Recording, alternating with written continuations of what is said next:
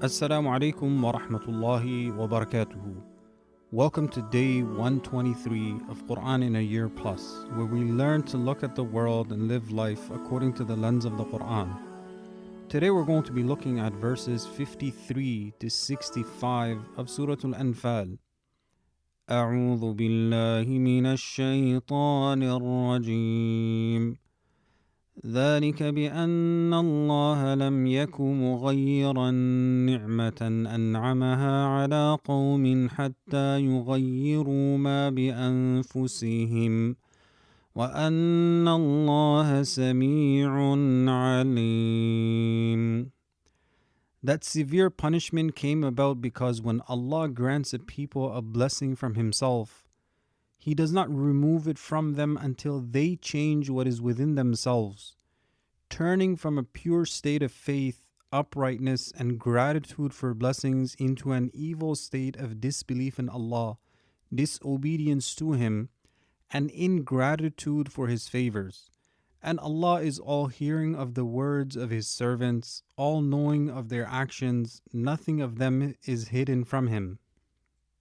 كدأب آل فرعون والذين من قبلهم كذبوا بآيات ربهم فأهلكناهم بذنوبهم وأغرقنا آل فرعون وكل كانوا ظالمين. The condition of these disbelievers is like that of others who disbelieved in Allah before them, such as the people of Fir'aun and the nations before them. They denied the signs of their Lord, so Allah destroyed them because of the sins they committed. Allah destroyed the people of Fir'aun by drowning them in the sea. All of them, the people of Fir'aun and the earlier nations, were wrongdoers because of their disbelief in Allah and their associating partners with Him. Thus they deserved His punishment and He inflicted it upon them. إن شر الدواب عند الله الذين كفروا فهم لا يؤمنون. The worst of those who move on the earth are those who disbelieve in Allah and His messengers. Likewise, they do not believe even if every sign was to come to them because of their insistence on disbelief. So their means of guidance have been disrupted, such as intellect, hearing, and sight. الذين عاهدت منهم ثم ينقضون عهدهم في كل مرة وهم لا يتقون. They are those with whom you made covenants and treaties, such as Banu Qurayza, yet they break their pledges every time. They do not fear Allah, so they neither fulfill their covenants nor uphold the binding agreements taken from them. فَإِمَّا تَثْقَفَنَّهُمْ فِي الْحَرْبِ فَشَرِّدْ بِهِمْ مَنْ خَلْفَهُمْ لَعَلَّهُمْ يَذَّكَّرُونَ. So if you encounter these breakers of covenants in battle, then deal with them in a manner that serves as a severe deterrent, so that others besides them may hear of it and take heed, and thus fear fighting you or supporting your enemies against you. وَإِمَّا تَخَافَنَّ مِنْ قَوْمٍ خِيَانَةً فَانبِذْ إِلَيْهِمْ عَلَى سَوَاءٍ إِنَّ اللَّهَ لَا يُحِبُّ الْخَائِنِينَ. And if you fear betrayal and the breaking of a treaty by a people with whom you have made a covenant, based on signs that become apparent to you, then openly inform them of the annulment of their treaty so that you and they are equally aware of it. Do not attack them without prior notice, for surprising them before informing them would be an act of betrayal. Allah does not love the treacherous, rather He detests them, so beware yourself of treachery. وَلَا يَحْسَبَنَّ الَّذِينَ كَفَرُوا سَبَقُوا إِنَّهُمْ لَا يُعْجِزُونَ. Let not those who disbelieve think that they have escaped Allah's punishment or eluded it. They will neither outrun it nor evade His punishment. Rather, it will overtake them and catch up with them. وأعدوا لهم ما استطعتم من قوة ومن رباط الخيل ترهبون به عدو الله وعدوكم وآخرين من دونهم لا تعلمونهم الله يعلمهم وما تنفقوا من شيء في سبيل الله يوفى إليكم وأنتم لا تظلمون. And prepare, O believers, whatever you are able of strength and means, including training in archery, and prepare the war horses you have kept ready in the path of Allah, so that you may deter the enemies of Allah and your enemies among the disbelievers who lie in wait for you. And you will deter others besides them whom you do not know and whose hidden hostility you are unaware of. But Allah knows them and knows what they conceal within themselves. Whatever you spend of wealth, little or much, Allah will replace it for you in this world and will grant you its full reward in the hereafter without any reduction. So hasten to spend in His path. وإن جنحوا للسلم فاجنح لها وتوكل على الله إنه هو السميع العليم. And if they lean toward reconciliation and giving up fighting, then incline to it as well, O Messenger. Conclude a treaty with them and place your trust in Allah. Rely upon Him with confidence, for He will not forsake you. Indeed, He is all hearing of what they say and all knowing of their intentions and actions. وإن يريدوا أن يخدعوك فإن حسبك الله هو الذي أيدك بنصره وبالمؤمنين. And if by inclining to reconciliation they intend to deceive you, O Messenger, so that they can prepare to fight you, then Allah is sufficient for you against their scheming and deception. He is the one who strengthened you with His help and supported you through the believers who aided you, from the Muhajirun and the Ansar. وألف بين قلوبهم لو أنفقت ما في الأرض جميعا ما ألفت بين قلوبهم ولكن الله ألف بينهم إنه عزيز حكيم. And He brought together the hearts of the believers through whom He supported you after they had been divided. If you had spent all that is on the earth of wealth in order to unite their hearts, you would not have been able to unite them, but Allah alone united them. Indeed, He is mighty in His dominion, unmatched by any, and wise in His decree, planning, and legislation. يا أيها النبي حسبك الله ومن اتبعك من المؤمنين. O Prophet, Allah is sufficient for you against the evil of your enemies, and sufficient for the believers who are with you, so trust in Allah and rely upon Him. يا أيها النبي حرض المؤمنين على القتال إن يكن منكم 20 صابرون يغلبوا 200 وإن يكن منكم 100 يغلبوا 1000 من الذين كفروا بأنهم قوم لا يفقهون. O Prophet, urge the believers to fight and encourage them to do so in a way that strengthens their determination and lifts their spirits. If there are 20 of you, O believers, who are patient in fighting the disbelievers, they will overcome 200 of the disbelievers. Likewise, if there are 100 who are patient among you, they will overcome 1,000 of the disbelievers. That is because the disbelievers are a people who do not understand the way of Allah in granting victory to His allies and repelling His enemies, nor do they grasp the true purpose of fighting, for they fight only for worldly dominance. As we reflect over today's verses, Allah says, that is because Allah would never change a blessing He bestowed upon a people until they change what is within themselves. Imam al-Baghawi mentions The meaning is that Allah the Most High does not change the blessing He has granted to a people until they themselves change what is within them through ingratitude and abandoning thankfulness. When they do so, Allah changes what is with them and removes the blessing from them.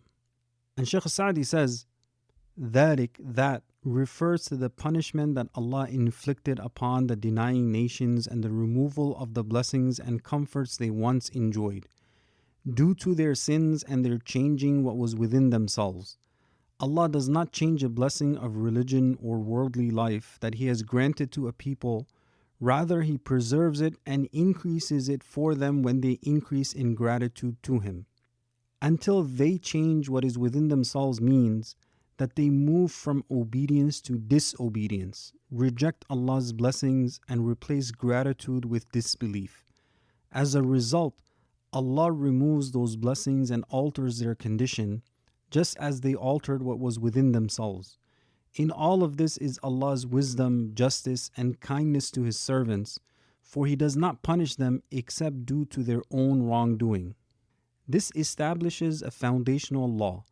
Allah does not remove blessings suddenly or unjustly. He preserves them and even increases them until people themselves initiate internal change. A person does not lose guidance, barakah, or protection overnight. The shift begins internally when obedience turns into disobedience, gratitude into entitlement, and awareness of Allah into heedlessness. Allah makes it clear that if we want our condition to change, then we have to change first. When we change, we learn, we grow, we put into practice, then Allah will change our situation as well. And Allah says, when you encounter those individuals who keep breaking their treaty over and over and deceiving you and want to get rid of you, then make an example of them that will serve as a deterrent so that those behind them may take heed. Shaykh Sa'di mentions, this verse highlights one of the wisdoms behind prescribed punishments and legal penalties for sins. They serve as a deterrent for those who have not committed the sin, and also as a restraint for the one who committed it so that he does not return to it. We've talked about this before, that Islam is not limited to prayer and personal piety. It is a complete system that governs worship and morality, justice and law, peace and conflict, leadership and public responsibility. It gives us principles and guidelines for every aspect of our lives. And just as modern states maintain defense departments and judicial systems, Islam commands preparation to protect life and prevent injustice. And this command is not directed to individuals acting on emotion or ideology. It is directed to leadership, lawful authority, and organized governance. Islam does not permit vigilantism or private warfare. And we also see that covenants are sacred without exception, and Allah does not love those who commit treacherous actions. And in today's day and age, covenants includes visas, work permits, residency, citizenship, peace treaties, security agreements. Non-Muslims living in Muslim lands under any form of permission are under covenant. Their lives, property, and dignity are protected. Muslims living in non-Muslim lands under passports, visas, or work permits are equally bound by those agreements. There is no permission for aggression or betrayal. In Sahih Muslim it comes that the Prophet ﷺ said, "For every traitor there will be a banner on the day of resurrection raised in proportion to his treachery. And there is no treachery greater than the treachery of a leader over the general public." Islam does not permit treachery under any circumstances. Treachery is detested by Allah in all of its forms and manifestations. Shaykh Sa'di says, "And prepare against your disbelieving enemies who are striving for your destruction and the nullification of your religion. Whatever strength you are able means everything you are capable of in terms of intellectual and physical strength, and all types of weaponry and the like that assist in fighting them." When the Prophet ﷺ said, "Strength is archery," he was given an example, not a limitation. Preparedness today includes military capability, economic resilience, technological advancement, education, research, advancement in science, healthcare systems, political literacy, ethical leadership, all of these serve justice, protect society, and allow Muslims to bring benefit to the world. And look what comes next. And if they incline toward peace, then incline to it and rely upon Allah. Al-Razi, he said, when Allah clarified the means by which the enemy is deterred through strength, He then clarified that if, after such deterrence, they incline toward reconciliation, the ruling is to accept reconciliation. And when Allah says, and if they intend to deceive you by inclining towards peace, then Allah is sufficient for you. He is the one who supported you with His help and with the believers. Al-Razi says, when Allah commanded reconciliation in the previous verse, and since a request for peace or a truce from the enemy may sometimes be a form of military deception intended to mislead the Muslims through reconciliation and then strike them unexpectedly, Allah clarified in this verse the ruling regarding peace when it is sought deceptively.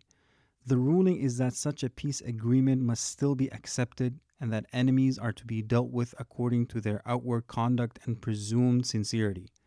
They are to be held to truthfulness because this is the Islamic moral standard and the way of people of honor and integrity. Deception is not to be met with betrayal or the breaking of covenants. If the enemy's disbelief drives them to descend into such baseness, then Allah has guaranteed for the one who remains faithful to His covenant that He will protect him from the evil of the treachery of the treacherous. And Allah tells us, and He brought their hearts together. If you had spent all that is on the earth, you could not have united their hearts, but Allah united them. Indeed, He is mighty and wise. Imam al-Qurtubi mentions, Allah united the hearts of the Aus and the Khazraj, the two tribes of Medina, bringing hearts together, despite the intense tribal partisanship of the Arabs, was among the signs and miracles of the Prophet ﷺ. A man would be struck a single blow and fight over it until full retaliation was taken. And they were among the most fiercely tribal of people. Yet Allah united them through faith, to the point that a man would fight his own father or brother for the sake of Allah.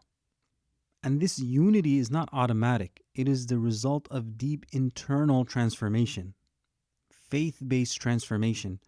Allah united their hearts because their loyalty shifted from tribe to the truth. Their ego submitted to obedience. Their identity became anchored in iman.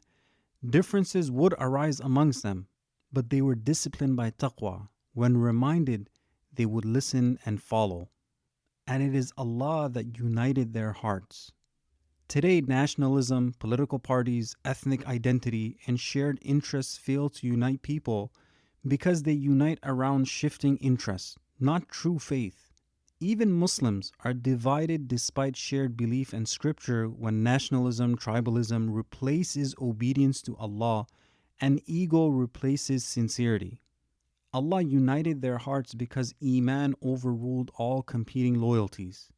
And if iman becomes secondary, is unity really possible?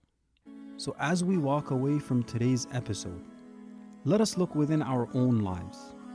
What is a change that I want to see?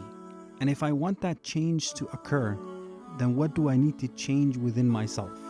In terms of my gratitude, in terms of my obedience, in terms of me being on top of my salah, my responsibilities, in learning the right skills, in my personal growth, what do I need to change that will bring the help of Allah? May Allah increase us in knowledge. May He make us amongst those who are grateful. I'll see you tomorrow, inshallah. Assalamu alaikum wa rahmatullahi wa barakatuh.